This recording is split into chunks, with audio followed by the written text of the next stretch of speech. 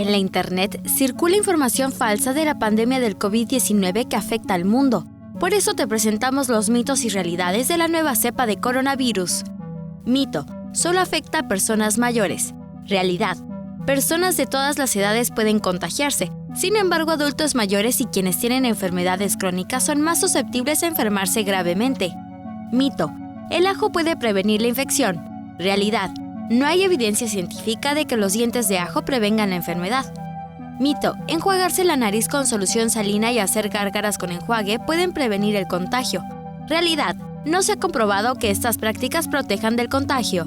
Mito: el nuevo coronavirus se diagnostica con una prueba rápida. Realidad: únicamente se confirma por medio de una prueba de laboratorio llamada PCR, que se aplica en el Laboratorio de Salud Pública de Yucatán. Mito: la vacuna contra la influenza también protege de contagio de COVID-19.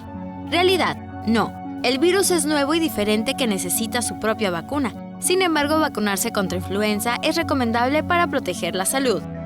Mito: los antibióticos pueden prevenir y tratar el nuevo coronavirus. Realidad: los antibióticos no funcionan contra los virus y no deben usarse como prevención o tratamiento. Mito: se puede contagiar el nuevo coronavirus al recibir paquetes de países con transmisión activa. Realidad: no se corre el riesgo de contraer la enfermedad, porque el virus no sobrevive por mucho tiempo en objetos como cartas o paquetes.